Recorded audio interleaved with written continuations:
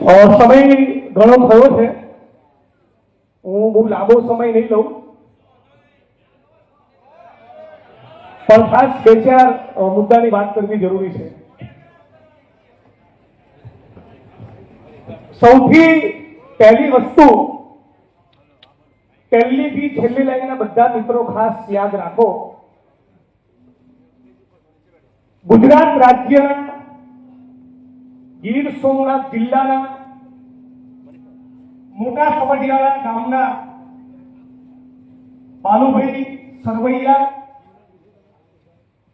એમના દીકરા અને પરિવારજનો જેમને ગાડી સાથે બાંધીને બની બેઠેલા ગૌરક્ષકો, જેમને આરએસએસ અને ભારતીય જનતા પાર્ટીના સંપૂર્ણ આશીર્વાદ હતા અને છે, આ પરિવાર ઉપર જે એલિગેશન હતું કે એમણે જીવતી ગાયને મારી હતી, એ હકીકત સાચી નથી.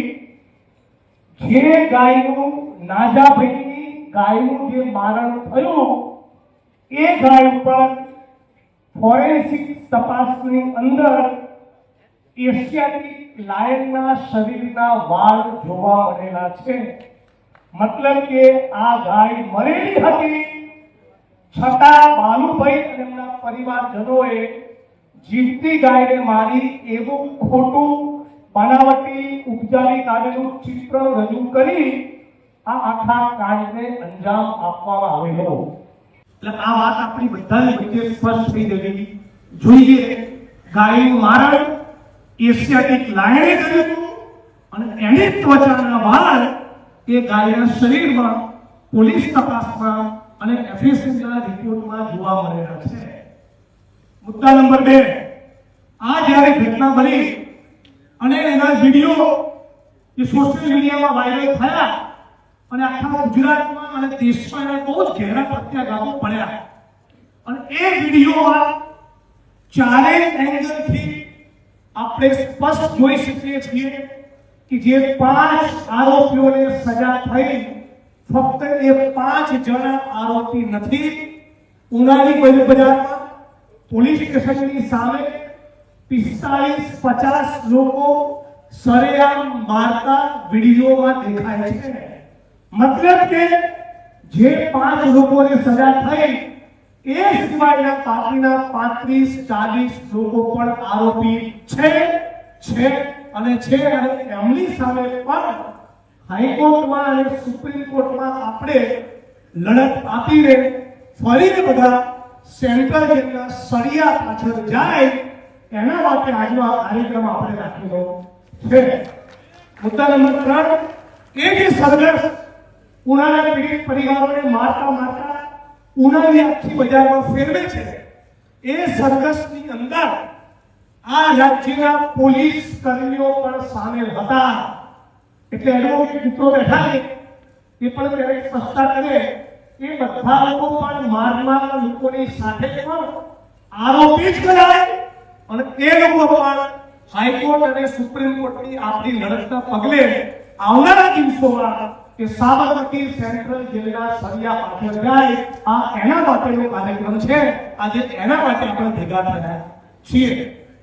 મિત્રો, સૌ વડીલો, બહેનો, માતાઓ, યુવાનો, દોસ્તો, આપણે બહુ બધા વિષયોની બહુ સ્વાભાવિક રીતે ચર્ચા કરી અને ચર્ચા થવી જોઈએ, પણ આજે હું સૌથી પહેલા યાદ કરવા માંગુ છું સાથી જયેશ સોલંકીને, અમારા બહુ જ મજબૂત એકદમ લડાકુ સાથી, જેને કહેવાય તો બહુ ચેતનાની જુદી દિશામાં મારા સવારી કરતો, બૌદ્ધિક કક્ષામાં જ્યારે બૌદ્ધિક દલીલોમાં જયેશ ઉતરે ત્યારે હું નથી માનતો કે ભારતની અંદર અમારી પેઢીમાં, મારી જયેશની ઉંમરમાં જયેશ જોડે બહુ ગહેરાઈથી દલીલમાં ટકી શકે એવા બૌદ્ધિક માણસો મેં મારા જીવનમાં, આખો દેશ તમે જાણો છો, પણ મેં મારા જીવનમાં જયેશ જેવા ઇન્ટેલેક્ચ્યુઅલ કવિ ચિંતક માણસો બહુ ઓછા છે.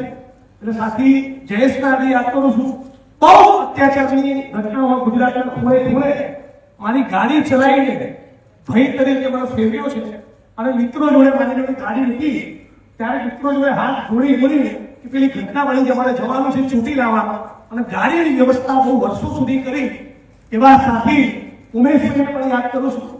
વાણી વિધાનસભા વડગામ હોય કે ગુજરાતના કોઈ પણ ખૂણે દલિતથી કોઈ પણ સમાજનો વ્યક્તિ કે સાચો મામલો હોય અને અમદાવાદની સિવિલ હોસ્પિટલમાં લાવ્યા હોય અને એને સારવારની જરૂર હોય અને ફોન કરીએ તો ભાસ્કરભાઈ ચાવડા એ તરત દોડીને જતા સાથી જયેશની જોડે અમે લોકોએ બહુ જ પીપીબાજી કરી એવા સાથી ગોવિંદ સુતરિયા એ પણ આ 10 વર્ષની જર્ની યાત્રા દરમિયાન અમે ગુમાવ્યા બીજા ઘણા બધા મિત્રો એ આપણે ગુમાવ્યા, સંઘર્ષના સાથીઓ ગુમાવ્યા. એ બધાની સ્મૃતિને આજે બહુ દિલથી એકદમ શ્રદ્ધાંજલિ પાઠવું છું, એટલે યાદ કરું છું. અને એમની સાથેના ઝઘડા, એમની સાથેના પ્રેમ, એમની સાથે મળીને સત્તા સાથે લડ્યા એ આખી પ્રોસેસમાંથી હું પોતે ડેવલપ થતો છું, ઘડાયો છું, ઘણું બધું શીખ્યો છું. હું માનું છું એનો વિચાર કરું છું. આજે સાથીઓ 33 જેટલા પરિવારોએ, 33 જેટલા લોકોએ ઉનાની ઘટનાનું રિએક્શન આપવા માટે પોતે જેલ થઈ ગયું, જેથી રાજ્યની સરકાર અને જે મનોવાદી તત્વો છે એમના સુધી મેસેજ જાય કે હવે ઘણા સુધી આવી ગયું છે, આ ટોર્ચર અમારાથી સહન થતું નથી. આવો સમાજમાં, ગુજરાતમાં, દેશમાં, સમાજમાં અને સરકારના સ્થાન પર બેઠેલા માણસો સુધી મેસેજ જાય એટલા માટે 33 લોકો જેલ જેવા મજબૂર બન્યા. એ પૈકીના એક દલિત કર્મશીલ સાથીએ જીવન ગુમાવ્યું.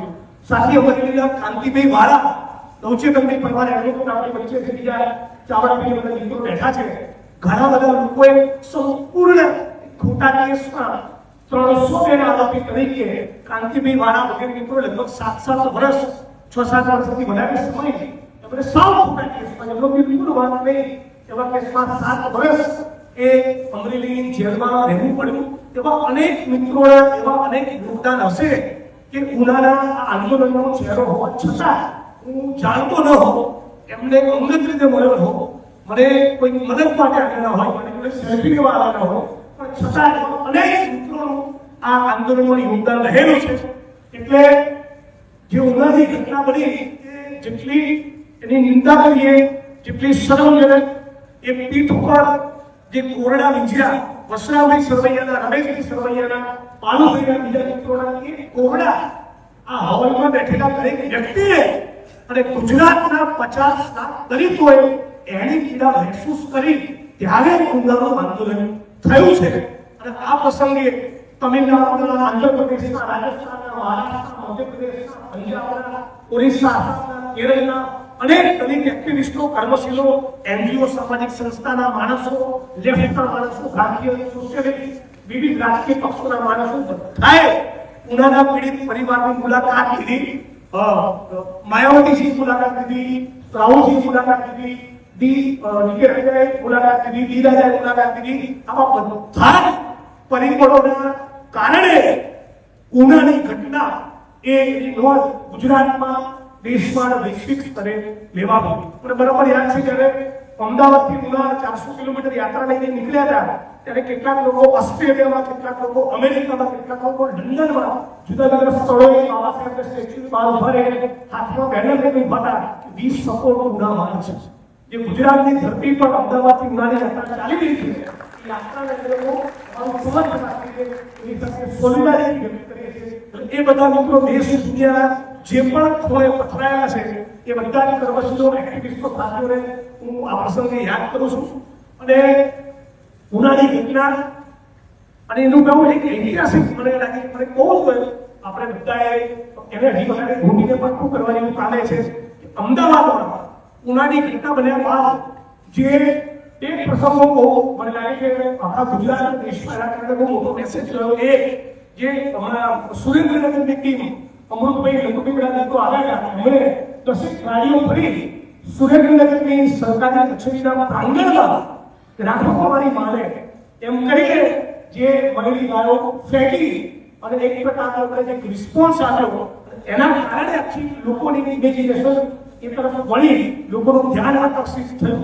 એ જ પ્રમાણે અમદાવાદના અચેરી ડેપોની અંદર લગભગ 15-20 હજાર દલિતોએ કદાચ ડોક્ટર બાબા સાહેબ આંબેડકરના ગયા પછી બહુ ઓછા આવા પ્રસંગો છે, કદાચ બીજો પ્રસંગ ન પણ હોય, પણ કદાચ આઈટીની ઘટના છે જેમાં 15-20 જાત લઈ હોય, ડોક્ટર બાબા સાહેબ આંબેડકરે નામે શપથ લીધા, પ્રતિજ્ઞા લીધી કે ગટરમાં ઉતરીશું નહીં, મૃત પશુઓના નિકાલનું કામ કરીશું નહીં અને મરેલું ઉપાડીશું નહીં. અને આ પ્રતિજ્ઞાના પગલે મારી વિધાનસભા વડગામ સહિત ગુજરાતમાં આજની તારીખે સેંકડો હજારો લોકોએ મૃત પશુઓના નિકાલનું કામ જે જાતિ વ્યવસ્થાએ આપણા નવરે લખ્યું હતું એ કામની કાયમ માટે સદા માટે ચોકડી મારી. આપણે ઐતિહાસિક વસ્તુ બની, આપણે અમદાવાદથી યાત્રા દરમિયાન એક કાળો આપેલો, ગાયનું પૂછડું તમે રાખો, અમને અમારી જમીન આપો. અને એના પગલે રાષ્ટ્રીય દલિત અધિકાર મંચની ટીમ અને તમારા બધા જ લોકોના પ્રેમ, યોગદાન, સાથ સહકારના કારણે આજે એ વાતનો મને આનંદ છે. એની અંદર કોઈ ફરિયાદ કરીશ તો પહેલા આનંદ વ્યક્ત કરી લઉં. આનંદ એ વાતનો છે કે લગભગ 35, 40, 45 વર્ષથી દલિતોની માલિકીની, દલિતોને ફાળવેલી, સાતમારમાં દલિતોનું નામ કાયદાની કોર્ટ અદાલતમાં મેટર પેન્ડિંગ રહી, કાયદાની કોર્ટ અદાલતમાં વિવાદ રહી, પણ ફક્ત માથા ભારે ગુંડાઓ, સામંતી તત્વોએ જમીન ઉપર જે કબજા કરીને બેઠા હતા એવી લગભગ 4,500 વીઘા 500 કરોડની જમીન આપણે ખાલી કરી ગુજરાતના વંચિતોને દલિતોને અપાવી શક્યા છીએ. આપણા સાથી વિનોદ જાખર સાથે મારી વાત આપી હતી, બધું કાશ્મીરથી કન્યાકુમારી અને કચ્છથી નોર્થ ઇસ્ટ સુધી લગભગ 22-23 રાજ્યોમાં કોરોના કાળ પછી મારા બધા પ્રવાસ થયા. આખા દેશમાં બહુ બધા પ્રગતિશીલ વિચારધારાવાળા મિત્રો સાથે અંગત સંબંધ બની છે. અનેક આંબેડકરે દલિત એનજીઓ, દલિત સ્કોલર્સ, રાઇટર્સ બધાને હું નજીકથી જોયા, મળ્યા, સાંભળ્યા, એમની સાથે કામ કર્યું, એમની સાથે મત શેર કર્યા. પણ ગુજરાતના દલિત આંદોલને, ઉનાળા દલિત આંદોલને એટલો વલણ ઊભો કરવો પડે કે છેલ્લા 25 વર્ષમાં ગુજરાતની ધરતીના કર્મશીલોએ, દલિતોએ જેટલી જમીનો પાડી મેં ઇન્ડિયાના બીજા કોઈ સ્ટેટમાં આવું કામ થયેલું આ છેલ્લા 15-20 વર્ષમાં જોયેલું નથી. આ જે મિશન છે એ મિશનને આપણે વધારે તાકાતથી આપણે આગળ લઈ જવું જોઈએ. ડોક્ટર બાબા સાહેબ આંબેડકરે પોતાના જીવનના છેલ્લા કેટલાક દિવસો દરમિયાન પોતાના નજીકના મિત્રોને મળવા બોલાવ્યા અને એમણે કીધું દાદા સાહેબ ગાયકવાડ બહુ અગ્રણી નેતા હતા અને દાદા સાહેબ ગાયકવાડ મિત્રોને કીધું कि गांव में बसने वाले जो भूमिहीन जमीन है, गांव में बसने वाले भूमिहीन जो दलित है, उनके लिए चित्र मुझे करना चाहिए था, मैं शायद उतना नहीं कर पाया हो. તમે લોકો ગામડામાં બસતા આશ્રમી, દારિયા, ખેતમજૂર દલિતોનું જમીનનું કામ ઉપાડજો, એમને જમીનો મળે એ કામ તમે કરજો. એવું ડોક્ટર બાબા સાહેબ આંબેડકરના જીવનની છેલ્લી જે લાગણી હતી, કેટલીક ઈચ્છા હતી. ઉત્તીસમાં લોકો કન્વર્ટ થાય, પોલિટિકલ પાવર અચીવ કરે, બધી વાતો આપણે જાણીએ છીએ. પણ જમીનના કબજા દલિતોને મળે અને દલિત ધારીઓથી ખેતમજૂર મટી આ સામંતી જાતિ વ્યવસ્થાનું સ્ટ્રક્ચર તોડી એ પણ જમીન માલિકી બને અને સામાજિક વ્યવસ્થાના ઢાંચામાં એ ઉપલી પાયે જે દલિતો રહેશે એ ડોક્ટર બાબા સાહેબ આંબેડકરનું સપનું હતું. એ સપનાને સાકાર કરવા માટે મેં દરેક કાર્યક્રમમાં કીધું છે. ફરી તમારી વચ્ચે વાત મૂકું છું, બધા જ મિત્રો આ બહુ અદ્ભુત વસ્તુ યાદ રાખવા જેવી છે. દાદા સાહેબ ગાયકવાડના એ આંદોલનના પગલે આખા મહારાષ્ટ્રમાં, ગુજરાતમાં અને દેશમાં ખેત મજૂરોને, ખાસ કરીને ઓબીસી, આદિવાસી, દલિત સમાજના ખેત મજૂરોને જે જમીનો મળી એનો આંકડો તમારા બધું કોઈ કહી શકે? 39 લાખ એકર. કેટલી? 15 પહેલી છેલ્લી લાઈન એક સુરમાં બોલો. દાદા સાહેબ ગાયકવાડના જમીન આંદોલનના પગલે ભારતના ખેત મજૂર, આદિવાસી, ઓબીસી દલિતોને જે જમીનો મળી અને મારી પાર્ટી જેના પાવરમાંથી એમની ઊંચી પકડીને ઝુકાઈને જે જમીનો દાદા સાહેબ ગાયકવાડે લીધી એનો આંકડો કેટલો છે? 39 લાખ એકર. આ દલિત આંદોલનની વિરાસત ખાલી બાબા સાહેબના સ્ટેચ્યુને માળા પહેરાવવા પૂરતી સીમિત થઈ જાય તો આપણે બધા ઇતિહાસના ગુનેગાર બનવાના છીએ. 14 મે એપ્રિલ ઉજવીએ, 6 ડિસેમ્બર ઉજવીએ, ભીમા કોરેગાંવ દિવસ ઉજવીએ, સંવિધાન દિવસ ઉજવીએ, એટ્રોસિટીની અત્યાચારની ઘટનામાં મામલતદાર, પ્રાંત અધિકારી, કલેક્ટર, એસપી ધીસ સ્ટેટને આગળ તરફ આપવું જોઈએ, જડબાતોડ ફાઇટ આપવી જોઈએ. પણ જો આપણા શિક્ષણના જે સવાલો છે, આપણા રોજગારના જે સવાલો છે, આપણા આરોગ્યના જે સવાલો છે, આપણા જે જમીનના પ્રશ્નો છે, આપણા જે આર્થિક સવાલો છે, એ મુદ્દાઓ પર જો આપણું ફોકસ નહીં હોય તો આપણે આ આંદોલનને સ્ટેપ 2 માં બીજા તબક્કામાં પ્રવેશ કરાવી શકીશું નહીં. આ વાતનો આજે આપણે સંકલ્પ કરવો જોઈએ. એટલે આ સરકાર પાસે આપણે જે માંગણી કરવાની છે,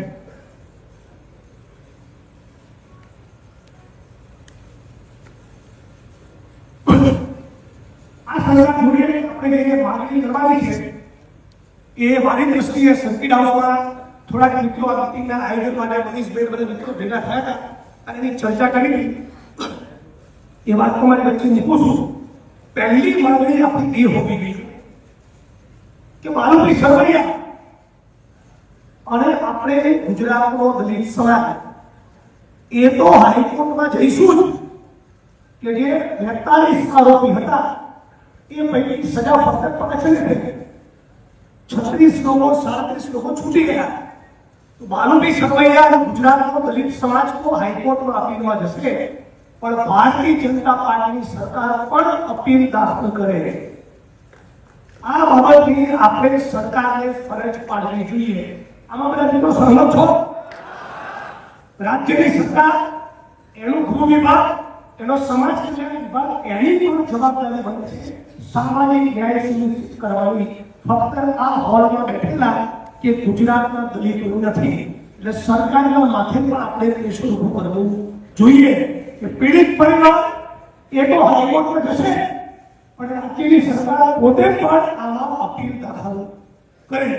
મુદ્દા નંબર 2, પાટીદાર આંદોલનના કેસોમાંથી હજુ કોઈ પાછા પડવાના બાકી હોય તો એ કેસો પાછા લો. પણ ઉનાકાંડ વખતે અને ભાનુબેન યોજનાના આત્મવિરોધ વખતે જે દલિત સમાજના એક્ટિવિસ્ટો પર, આંદોલનકારી સાથીઓ પર કેસ થયા, એ બધા કેસ પણ સરકારે પાછા લેવા પડે. આ બીજી આપણી મહત્વની માંગણી હોવી જોઈએ. અને ત્રીજી માંગણી, ઉના આનંદીબેન પટેલ ગુજરાતનો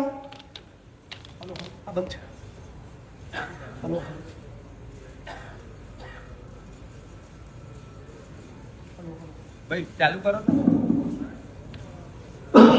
હલો. ઉના જ્યારે ઘટના બની ત્યારે અનેક નેતાઓએ કીધું પ્રમાણે વિઝિટ કરી પીડિત પરિવારની, બાલુભાઈની. એ વખતે આનંદીબેન પટેલ ગુજરાતના સીએમ હતા અને મુખ્યમંત્રી તરીકેની કેપેસિટીમાં એ આનંદીબેન ઉના ગયા અને પીડિત પરિવારને 3 વચન આપ્યા હતા કે તમને ખેતીની જમીન આપીશું, સરકારી નોકરી આપીશું અને ઘરનો પ્લોટ આપીશું. આ વચનો ક્યારે પૂરા કરવાના છો? આવો સવાલ છેલ્લા 8 વર્ષમાં ગુજરાતની વિધાનસભાના મંચ ઉપર મેં 8 વખત દરેક વર્ષમાં પૂછવો છે. આ સરકાર જોડે આનો કોઈ જવાબ નથી. આ પણ માંગણીઓ લઈને એક ડેલિગેશન ભાનુભી સરવૈયા અને પરિવારજનોની ઉપસ્થિતિમાં આવતા 10-15 દિવસમાં આપણે ગુજરાતના મુખ્યમંત્રીને મળવું જોઈએ. ધારાસભ્ય તરીકે મળવાનો અમારે દિવસ નક્કી હોય છે. એ નક્કી કરેલા દિવસે આપણે બધા સાથે મળીને જઈએ. અને એક વાત પણ, જો સરકાર પોતે અપીલમાં ન જાય, પીડિત પરિવારને આપેલા વચનો પૂરા ના કરે અને ઉનાકાંડના આંદોલન વખતે જે દરેક એક્ટિવિસ્ટો પર થયેલા કેસ એ પાછા ન લે, તો આપણે ફરી એકવાર એક મોટી શક્તિ, એક મોટી તાકાત, મોટું જનસંમેલન એ સૌરાષ્ટ્રમાં, રાજકોટમાં અથવા તો ગાંધીનગર કે અમદાવાદમાં કોઈ જગ્યાએ એવી મોટી શક્તિ, મોટી તાકાત આપણે ઊભી કરવી જોઈએ. આ વિચાર સાથે બધા મિત્રો સહમત છો? આપણા પ્રશ્નો બીજા અનેક છે. અનેક પ્રશ્નો પર ફિગરને લાંબી વિસ્તારપૂર્વક ચર્ચા કરી શકાય, પણ હાલ પૂરતું આપણું ફોકસ એક ઉનાના પીડિત પરિવારને ન્યાય મળે એના પર કેન્દ્રિત રાખીએ અને પછી આવનારા દિવસોમાં બીજા અનેક પ્રશ્નોની વાત અને રજૂઆત આપણે કરીશું. હું વધારે લાંબો નથી કહેવા માંગતો, બીજી એક વાત કહીને મારી વાતને વિરામ આપીશ. આપણે બધાએ આપણે જાણીએ છીએ કે બાલુભાઈ સરવૈયા અને એનો પરિવાર એ બહુ લાંબા સમયથી 10 વર્ષથી એડવોકેટ ગોવિંદભાઈ જેવા મિત્રોના સહારે એક જબરદસ્ત કાનૂની લડત આપી છે. ભાઈ એડવોકેટ ગોવિંદભાઈનો બધા બીજા વકીલ મિત્રો માટે પણ તાળીઓનો આભાર છે. એટલે આજે આ મંચ ઉપરથી મારી પર્સનલ વિનંતી છે કે આપણે બધા થોડી પૂરી પણ કરી કે બાલુભાઈ સરવૈયાનો પરિવારને એક આર્થિક ટેકો થાય એવી મદદની હાથ જોડીને આ તમામ લોકોને વિનંતી કરી કરું છું.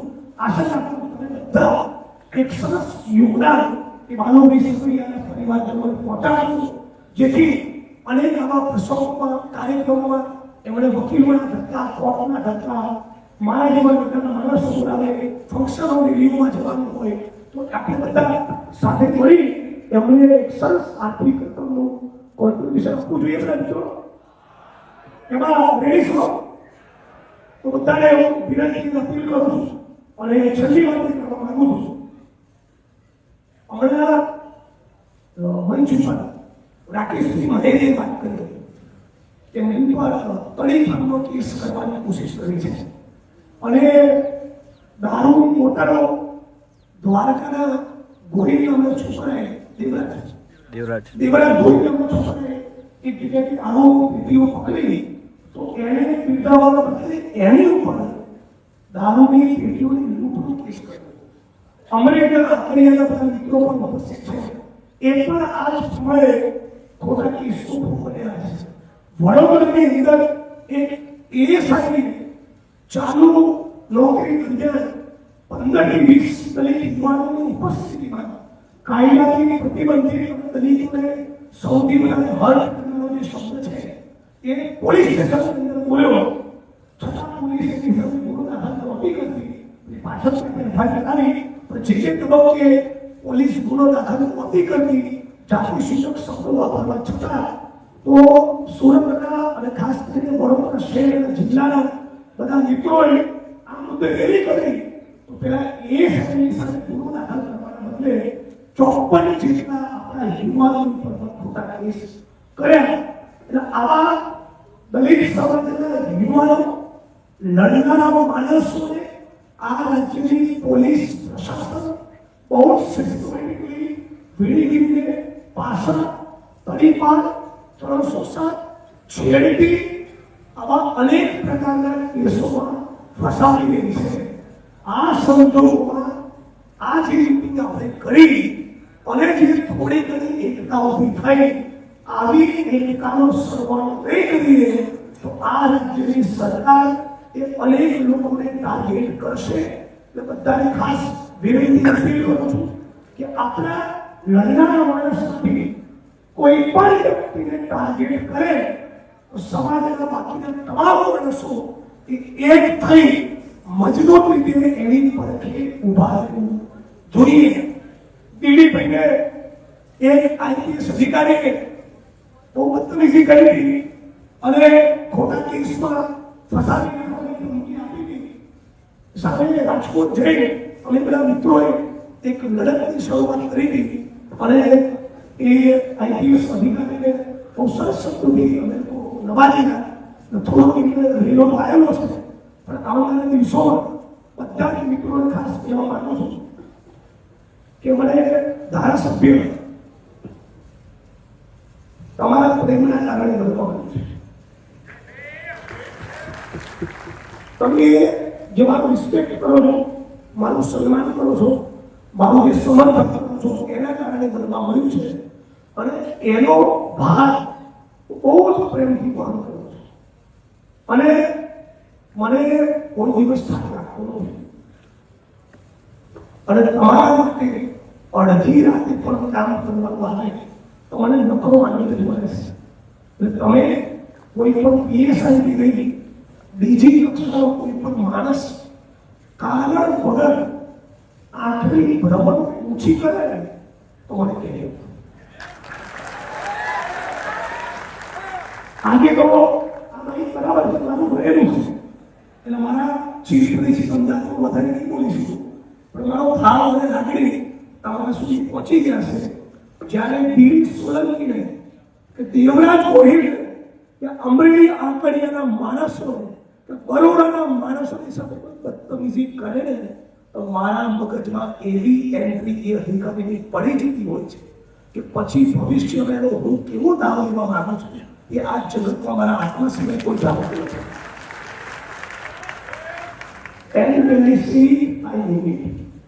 હું જ્યારે કહું છું ત્યારે કહું છું મારા માણસોનું કારણ વગર નામ નહીં લેવાનું. તળિયા તૂટી જશે. નમો બુદ્ધાય, જય ભીમ, સંવિધાન બધું જ બોલું છું. બહુ જ ગમે છે, બાકી તળિયા તૂટી જશે. એટલે બધા મિત્રોને કહેવા માંગુ છું, આ બધા જે નોકરો છે ને IAS ઓફિસરો એમને કહી દો તમારા ભાઈનું નામ જિગ્નેશ મેવાણીને ફાડી નાખશે. અને બધા દલિત સંગઠનના મિત્રોને બી ખાસ કહો કે પાર્ટીના હેઠળ મૂકવાની વાત બંધ કરો. તમારાથી નહીં મુકાય, તમને નહીં મૂકો. બધા પાર્ટીઓ ભેગા કરી એક ફેડરેશન જેવું બનાવી દઈએ.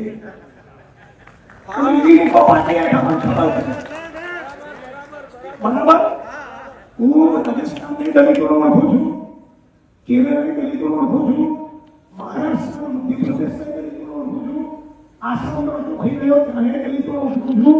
સંકલ્પ કરીને બેઠા છે, ગમે તેટલું ટોર્ચર થાય નવું સંગઠન તો બનાવીશું. જય ભીમ નામનું સંગઠન બનાવ્યું, ધરાઈશું નહીં. જય જય જય ભીમ નામનું સંગઠન બનાવીશું. જય જય ભીમ નામનું સંગઠન બન્યું, એનાથી પણ ધરાઈશું નહીં. જય જય જય ભીમ કૌંસમાં કાશીના મૂકીશું. એટલે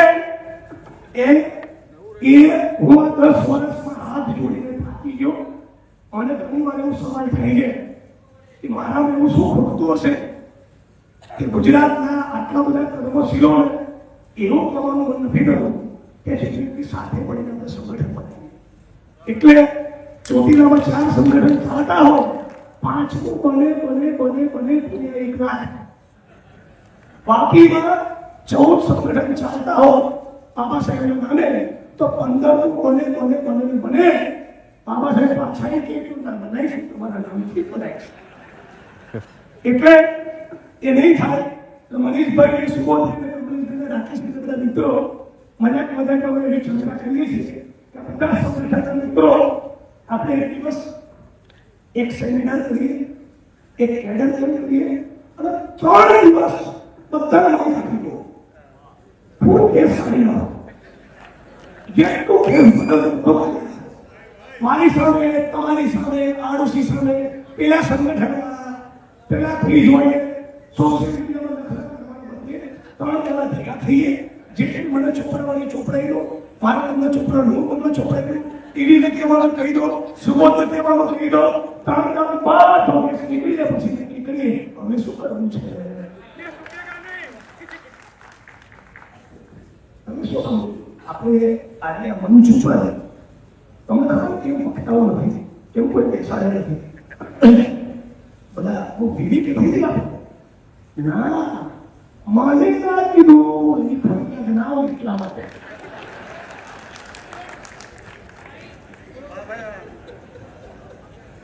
હે 500 માણસો આવે 5 મિનિટ ઓલી 500 માણસો લઈને રોડ ઉપર ઉતરે. એવા 10 લોકો હોય તો 5000 માણસ થાય. અને 100 લોકો હોય તો 50,000નું સંમેલન થાય. તમને ખબર ને કેમ નથી થતું? આ દલિત આંદોલનની બોડીમાં ચેકો મારીને બધા બહુ ક્લોઝલી જોયા છે, એટલા માટે નથી થતો. પછી સવાલ આવે કે પહેલી લાઈનમાં આ 500 લોકો લાવવા વાળા હો જ અમે બેસી ના શકીએ. એટલે જેનો બીજી લાઈનમાં બેસવાનો વારો આવ્યો કે મને પહેલી લાઈનમાં બેસાડ્યો કેમ નહીં, હું જઉં મારા ઘેર. સાચી વાત. પણ એવું મંચ બનાવ્યું કે 100 આંદોલનકારીઓ એક સાથે એક મંચ ઉપર બેસે તો પછી તકલીફ અને વચ્ચે જે બેસાડે નહીં. પછી ત્રીજી તકલીફ થાય કે તમે એવો મંચ બનાવો કે બધા એક જ લાઈનમાં બેઠા હતા, ટીવી લાઈનમાં બાઈક લેવાની જ ગઈ, ફોટો તો શું મજા આવ્યો છે ને. પછી થોડી ના ગમેની વાત કહું, પર્સનલી નહીં રહો. આવા બધા જે કેરેક્ટરો છે ને કારીગરો બધા પર્સનલી ઓળખો છો, બધું કોઈ તમને બી ઓળખો છો, તમે બી ઓળખો. આ બધા મિત્રો સરકી ના ઓછું મળવાના. અમરેલી લોકો તો ત્યાં આવે, રાજકોટ લોકો તો ત્યાં આવે, ધ્રાંગધ્રા લોકો ત્યાં આવે, કોઈક દાડો વડગામ આવે, કોઈક દાડો પાલનપુર આવે, કોઈક દાડો અમદાવાદ આવે. પછી મેં કહું કે ગુજરાતના સીએમ કદમ કે 200 કરોડ, 500 કરોડ, 1000 કરોડ, 2000 કરોડ, 20,000 કરોડ પૈસાનો કોઈ નથી, બજેટનો પ્રોબ્લેમ નથી. તું બોલ કયા 5 રૂપિયા સમાધાન કરું? 100 માંથી 98 લોકો જોઈ જતા હોય, 100 માંથી 98 ને પાછો આરોગ્ય સૂત્ર રાખતા આવડતું નથી, ડિબેટમાં બેઠા હોય, બોલતા થવા નથી. છે ને આની શીખવાનું ખબર, આની શીખવાનું ખબર. તો પહેલા તમારા નેતૃત્વને તમારા ગામમાં, તમારા તાલુકામાં, તમારા મોહલ્લામાં સ્વીકારે એના માટે તમારી બૌદ્ધિક કક્ષા ડેવલપ કરો.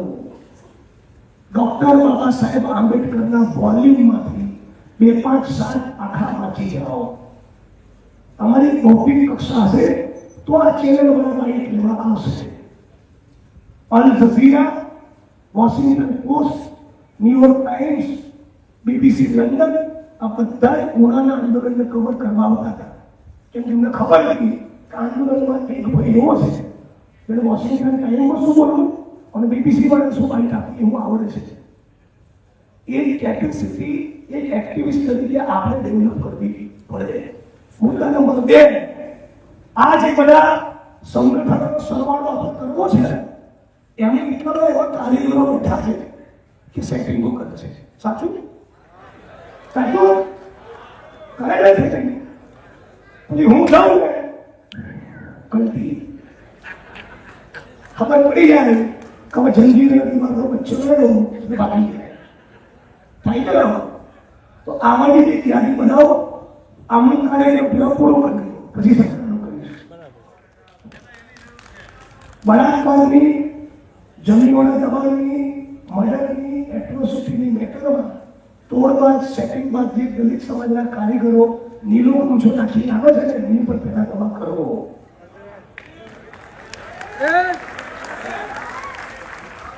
નિવૃત્ત થયેલા આઈએએસ આઈપીએસ અધિકારીઓ, સરકારી નોકરીમાં રહેલા ચાલુ આઈએએસ આઈપીએસ અધિકારીઓ, ધારાસભ્યો, સંસદ સભ્યો, મંત્રીઓને નહીં સાર એને ઓઢાડો જે અત્યાચારની મેટરમાં પોલીસ સ્ટેશનનો ઘેરાવ કરવા જાય છે. એનું સન્માન આપણે કરો. અને એટલા માટે આ પ્રસંગે આપણે રવિશંકર પરમાર અને વાલજીજી પ્રત્યેની યાદ કરવા જોઈએ. વાલજીજી પ્રત્યે 35-40 વર્ષથી એ દલિતોની જમીનોનો મુદ્દે લડે છે. આપણે બધી કેટલા ટેકો કરવા ગયા. સુરેન્દ્રનગરના મિત્રો છે, અમરેલીના મિત્રો છે. અમરેલી સુરેન્દ્રનગરમાં હું હાથ કરી શકું 15,000 વીઘા જમીનમાં દબાણ છે. કેટલી? કોઈ વાત કરો કેટલી? અમરેલીમાં સુરેન્દ્રનગરમાં દલિતોની કેટલી જમીનમાં દબાણ છે? 15,000. બોલો સોશિયલ મીડિયાના કેટલા સુરવીરો થાય છે? બરાબર છે. જઈએ છીએ તો નવી જમીન ફાળવણી તો પછી ફાળવાયેલી જમીનોના કબજા લેવા આપણે જતા નથી, પણ મારા પહેરવાનું જતા નથી. થોડું આત્મચિંતન બંધન કરવાની જરૂર ખરી.